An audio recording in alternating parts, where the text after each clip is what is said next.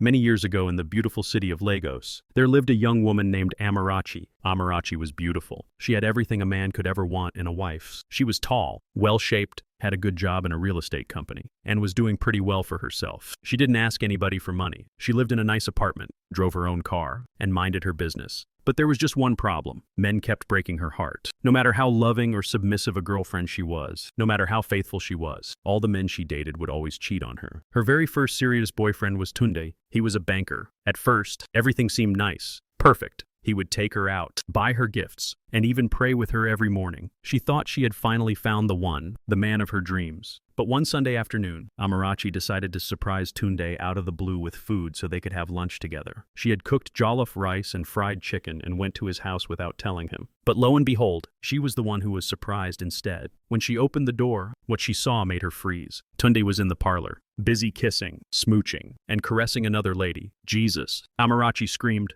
Tunde immediately jumped up. Baby, it's not what you think. I promise you, it's not what you think. Tunde said, Is that your sister? Is it your sister that you're smooching like that? Amarachi asked, already shaking. No, it's not what you think. It's the devil. The devil wants to destroy our love. The devil knows that our love will change the world. It will change the nation. It's the devil, Tunde said. Amarachi was too stunned to even say a word. She just dropped the food and walked away with tears in her eyes. Amarachi was broken. She locked herself in her room, crying and weeping for many days. But a few months after her relationship with Tunde ended, she met another man. His name was Brother Elisha. He was a pastor. That one even told her that God said they would marry. He even told her the color of her wedding dress, white lace with long sleeves, and she believed every single word that came out of his mouth. Hook, line, and sinker. As a matter of fact, she even joined his church, joined the choir department, and started singing in church. But one day after Bible study, she forgot her phone in the church. When she came back to collect it, she heard some noise coming from the back office. She tiptoed and opened the curtain quietly. Lo and behold, Brother Elisha was kissing Sister Ruth, the choir mistress. Jesus, in the house of God. What are you people doing? Amarachi screamed, tears streaming down her eyes. But Elisha immediately distanced himself from Sister Ruth and started pretending to pray. Oh, I call down fire, fire, fire, fire, fire. Come on, increase your voice. Pray to the Lord. Come on, come on. And that was how he and Sister Ruth pretended to pray and call down fire from heaven. By this time, Amarachi had had enough. It had gotten to her neck. She just left, and that was how that relationship ended. Then came Femi, a Yoruba man who was tall, funny, and sweet.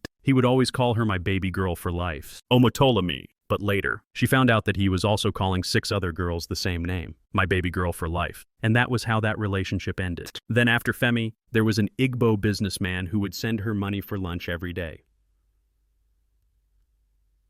1,002 was a naira, and he would call her every morning. But 2 weeks after she agreed to date him, he borrowed a whopping sum of 2 million naira from her to clear his goods at customs, and that one disappeared without ever paying her back. As a matter of fact, his number stopped going through, his shop was closed till date. Amarachi never saw him again. By the time Amarachi turned 34, she had dated almost every type of Nigerian man, from the Yoruba demon to the Igbo to the pastor to the banker to the businessman to even a photographer. But all of them ended up either cheating on her or betraying her. Her friends had even started teasing and calling her Miss Heartbreak. Even her best friend Anita gave up on her. One day, Anita looked at her and said, My dear Amarachi, maybe this marriage thing is not your destiny, because how many sons of Pharaoh will you date before you meet your Moses? Anita said as she laughed hard at her friend. And truly, that night, Amarachi sat alone in her room, thinking deeply. She looked at all her old dreams. Some of her exes had even proposed to her. She saw all the love letters and pictures of her boyfriends. She just wiped her tears and then said, Marriage is for me. I must marry. Maybe all I need to do is change my strategy. As for marriage,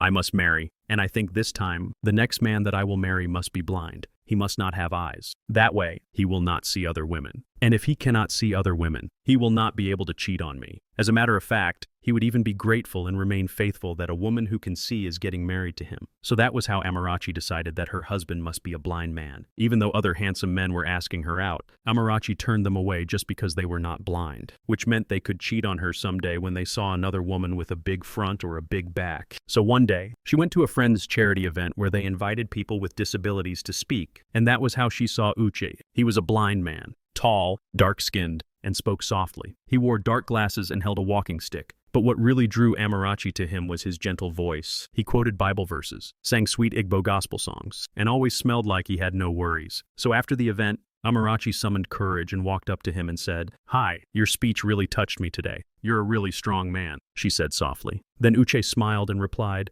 "Thank you." And so that was how it started. They exchanged numbers, and from that day on, they started talking every evening. Amarachi found herself laughing again. Uche, of course, would not ask for pictures, could not comment on her body figure. He never mentioned anything about "you're beautiful" because, of course, he clearly could not see her. The only things he talked about were, "Oh, you sound like such a good person. You have a good heart. I love how you have such big dreams." And that was exactly what Amarachi liked. That was what she wanted. Yes, this is it. A man who cannot see is a man who cannot cheat. A man who will focus on intangible things like dreams, vision, not a woman's front or back, she said to herself. But Amarachi, as a sharp Igbo girl, did not want any future stories. So before agreeing to date Uche, she took him to the hospital. She lied that she was just going for a general checkup. But when they got there, she quietly told the doctor in the corner, "Please, I beg, help me confirm if this man is truly blind. I don't want a story that touches the heart." So after several examinations, the doctor called her aside and said, "Madam, this man is completely blind. Zero vision." She was so happy. At least it meant no more heartbreak from the male gender. So she started officially dating him without any reservations. 2 months later, Amarachi invited him to meet her family. Her mother was shocked at first. "Amarachi, a blind man. Are you okay?" her mother asked, looking very worried. "Mommy, calm down. Don't you trust your daughter? It's fine. See, as I am like this, I'm tired of men with eyes. Oh, eyes that see anything that passes. Their eyes going chew. I'm tired now. I want a man whose eyes are closed. His eyes will be fixed on Jesus. He cannot see anything else. I want peace," Amarachi replied. And so they went ahead and had their introduction. It was quiet but sweet. They picked a wedding date after that.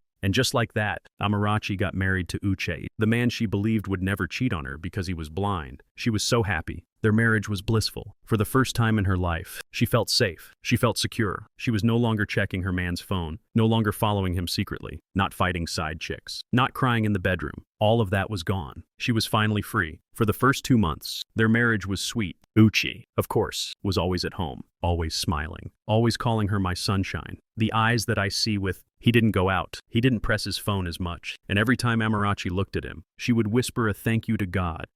God, you are too much. Thank you for blinding my husband for me." And everywhere she went, she would talk about her husband. "My husband is the best. Uke is the best man ever." See, blind men are the kind of men that women need to date. They are the ones that give you peace of mind. No worries. You feel secure. You feel safe. By this time, even her colleagues at the office were tired of hearing "my husband is the best. Marry a blind man. He's the best." They were sick and tired of it all. But what Amarachi did not know was that somewhere inside her house, her blind husband was already cheating. And not just with anybody, but with the housemaid. Amarachi had noticed a few changes in her housemaid, how she now preferred to wear short, tight skirts and walk slowly in front of Uche like she was on a runway. But of course, Amarachi did not read any meaning into it. After all, her husband was blind. So what was there to fear? But what Amarachi did not know was that Uche did not need a pair of eyes to cheat on her, because a man who will cheat with or without eyes. And yes, he was blind, but his other senses were heightened. He already knew the scent of Unazi's perfume and could tell when she entered the room. As a matter of fact, their affair had started when Unazi, the maid, would come to clean his room and greet him with a sweet, baby voice. "Good afternoon. Sir, I want to clean the room. Do you want me to do anything for you? Should I adjust your pillow? Should I get you a cold glass of water or juice? Do you want anything at all?" the maid would say seductively. And that was it. From adjusting pillows to massaging legs to giving him a cold glass of juice when Amarachi was not home, she graduated to actually warming his bed. Amarachi, on the other hand, would travel for the weekend, leaving her blind husband with the maid, confident that nothing could ever happen between them because he was blind. But unknown to her, her maid and her so-called blind husband were having the time of their lives. And for many weeks, their affair continued.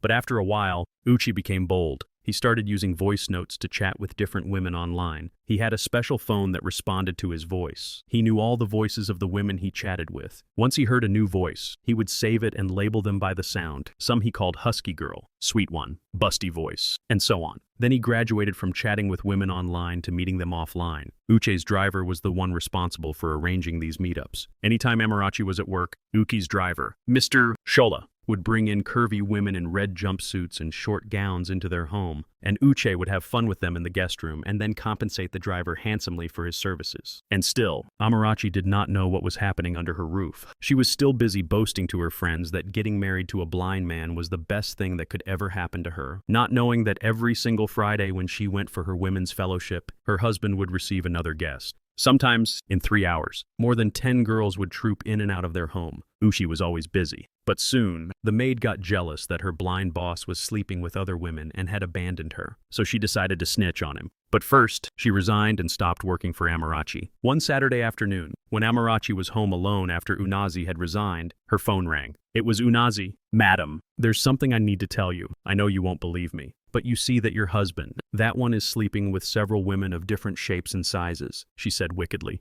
Amarachi immediately sat up straight. "Unazi, what are you talking about? Are you okay? How dare you accuse my husband of such nonsense?" Amarachi replied. But Unazi went ahead and gave her details of the times and days they came and how the driver was in on it. At this point, Amarachi was confused. Her head started spinning. How is that even possible? My husband is blind. There must be a mistake somewhere. No, you're definitely lying, Amarachi said, tears streaming down her eyes. Amarachi dropped the phone and began to weep profusely. But then everything started to add up. She remembered the strange perfume she sometimes smelled on Uche's shirt, the voice note he once sent to her and mistakenly said, "Hey, sexy," instead of "Hey, sweetheart," as he usually referred to her. The loud giggles she once heard from the guest room when she came home early. And Uche had claimed he was listening to comedy in the guest room. The time she caught Shola smiling to himself and typing fast on his phone when she asked, "Where is Oga?" Everything started to add up. Everything started to make sense. That night, Amarachi did not sleep. The next morning, while Uche was in the bathroom, she took his phone. It didn't need a password because he used voice commands, and it was already unlocked. She opened his voice notes, and what she saw nearly made her run mad. More than 27 voice notes from different women. Instagram DMs from others. One DM said, "Your lips taste better than I imagined, even though you didn't open your eyes." Another DM said, "Next time, let's do it in the master bedroom instead of the guest room." Amarachi screamed. She opened the next item. It was a video of a curvy girl dancing in the same parlor floor that she used to pray in. Everything was the same, the rug, the curtains. It could not be any other place than her house. She could not believe her eyes. Her blind husband, the one who couldn't see, the one she said was God-sent, was worse than all her exes combined. Even Femi, the Yoruba demon, didn't do like this. The Igbo businessman didn't host women in her own house. Even brother Elisha didn't go this far. Uche beat all of them hands down with his blindness. Amarachi just sat on the floor and began to laugh. "Hey, Amarachi, so this is what my life has become. A whole me. So now even a blind man is cheating on you. Amarachi, of all the handsome men in this world, you left them and ended up with a blind man,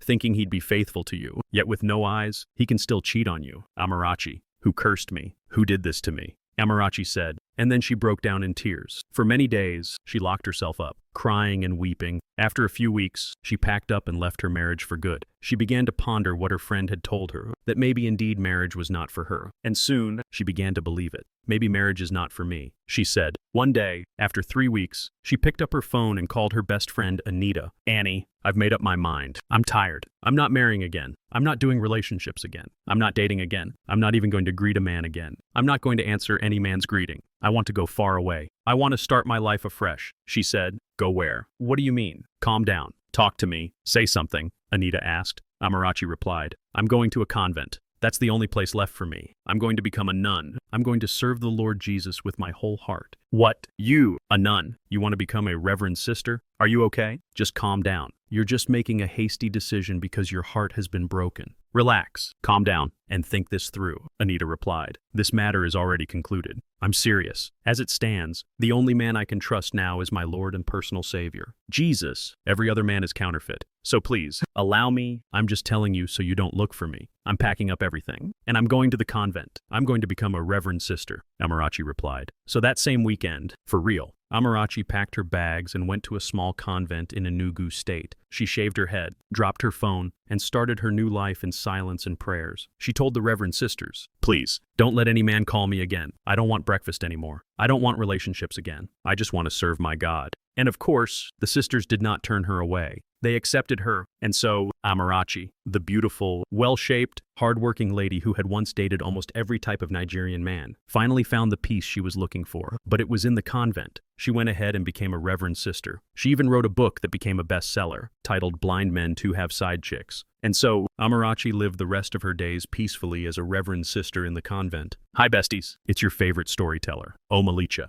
Thank you so much for watching my story to the end. I'd like to hear your thoughts on this one. What do you think about Amarachi? Do you really think that some people are not destined to be married? Or do you think that every single person is destined to be married? Please share your thoughts with me in the comment section. Also, if you were in her shoes, would you keep hoping for love? Or would you go and become a reverend sister, just like Amarachi did? Please share your thoughts with me in the comment section. And if you have not yet joined and become a member of our channel, what are you waiting for? Click that join button and please support your homegirl by subscribing to my channel, liking my videos, and sharing with your loved ones till I come your way again with my interesting stories. Bye!